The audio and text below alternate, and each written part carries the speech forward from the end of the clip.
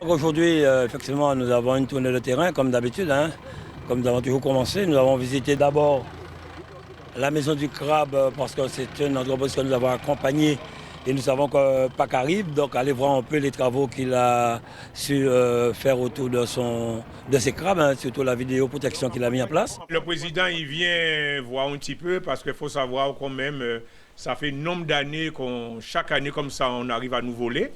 Et lui, il est venu aujourd'hui voir un petit peu comment on est installé. Et puis après, on va en discuter pour voir un petit peu comment ça se passe. Tout va cette année. Tout va, donc les crabes, ils sont là. C'est vrai que ça a pris du temps. Parce que pour l'instant, bon, les mangroves sont encore avec beaucoup d'eau dedans. On ne peut pas y aller les chercher comme on veut. Mais pour l'instant, ça va. J'ai pu rencontrer le président chez moi, à la Maison du Crabe. Et il a regardé ce que je suis en train de faire. Je vous dis, je suis heureux aujourd'hui. Par la suite, nous avons été voir Michel Narayan, Samy, que nous avons accompagné pour l'irrigation de sa diversification agricole. À cause de la sécheresse, on a perdu une année. Parce que l'eau n'arrivait pas. Vous voyez, on est en train de replanter. Il y avait 150 arbres fruitiers qui étaient plantés là.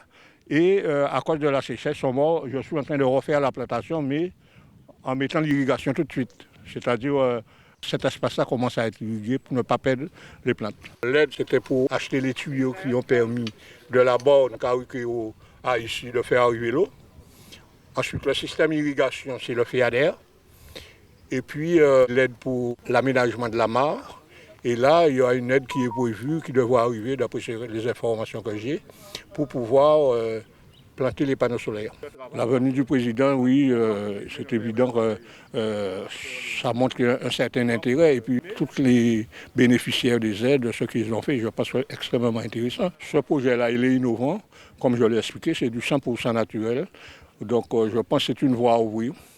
C'est une brèche à ouvrir par rapport à tous les problèmes de santé que nous avons aussi, liés à l'emploi des produits dans le sol, chlordécone et autres, mais aussi à une alimentation de très mauvaise qualité. L'accompagnement dans le milieu agricole, c'est effectivement, comme on parle continuellement de la souveraineté alimentaire, c'est effectivement mener les agriculteurs dans ce domaine, un domaine qui nous emmène à une agriculture viable, une agriculture de qualité et quantité pour la population. Puisque la question qu'on se pose et qu'on est obligé de se poser avec la crise Covid et puis la guerre en Ukraine, c'est se demander, comme dit souvent, hein, si le bateau n'en doit pas, qu'est-ce qu'on fait?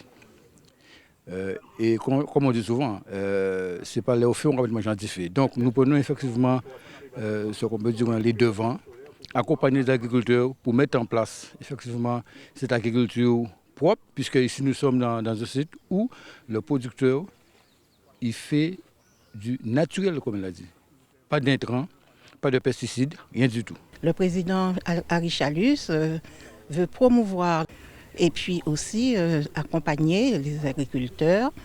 Et pour la souveraineté alimentaire, c'est son dada. Il veut absolument que tout soit fait pour qu'on puisse arriver à la souveraineté alimentaire. Nous sommes venus voir le maire Lunier qui subissent effectivement cette sécheresse et ce que nous voulons aujourd'hui, c'est rapidement aller ouvrir le barrage de Moreau pour envoyer de l'eau pour la Grande Terre. Donc j'ai dû appeler le préfet pour savoir si tout était OK concernant l'ARS et l'ADL. Il m'a dit que tout est OK. Cet après-midi, il y aura des essais. Et j'espère que dès demain, si Dieu veut, nous pourrons ouvrir les vannes de ce barrage et voir le département pour qu'il puisse poursuivre un peu, pour que l'eau puisse arriver en Grande Terre pour les agriculteurs. Donc c'est ce qui est important pour nous aujourd'hui. Mais nous constatons effectivement que cette sécheresse sévit énormément en Grande Terre. La visite du président de la région sur nos Grande Terre n'a que du positif, puisqu'il faut qu'il puisse voir la réalité des difficultés que nous vivons pour comprendre l'urgence du problème qu'il faut qu'il règle et puis prendre des décisions aussi rapidement.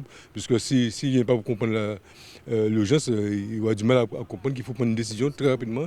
Donc je pense qu'il a compris qu'il faut se décider dans les heures qui viennent pour régler le problème. Je connais la problématique, que je sais que c'est le département qui est en charge de l'eau agricole et que la région supplée au département, donc c'est toujours encore du positif. Donc la région montre qu'il dépasse, qui outrepasse son rôle pour pouvoir régler les problèmes des Guadeloupéens. C'est un peu triste, c'est embêtant. Bon, effectivement, c'est leur outil de travail. Nous avons toujours été à leur côté, que ce soit la banane, les melons, la canne. Donc là, nous allons les accompagner rapidement à retrouver de l'espoir pour pouvoir récolter et livrer leurs melons. Et par la suite, s'il y a d'autres mesures à prendre, nous les prendrons pour les accompagner comme nous l'avons toujours fait. Rappelez-vous, quand il y a eu le Covid, nous avons été les premiers à les accompagner à acheminer les melons vers l'Hexagone. La région sera toujours aux côtés des agriculteurs de la Guadeloupe. Oui, je reprends l'exaspération du jeune d'en bas. Il avait 60 employés, aujourd'hui il n'a qu'une vingtaine. Mais effectivement, comme je le dis, il faut penser à l'avenir. Se battre, toujours se battre en Guadeloupe. Mais nous continuons à nous battre et c'est mon travail. Me battre pour la Guadeloupe, me battre pour nos agriculteurs. Si nous avons lancé à Green Startup, ce n'est pas pour rien. Si nous voulons une autonomie alimentaire en Guadeloupe, c'est pour les Guadeloupéens. Donc nous mettrons tout en œuvre avec les fonds qui existent, notamment le FEADER, pour les accompagner et aussi des fonds régionaux.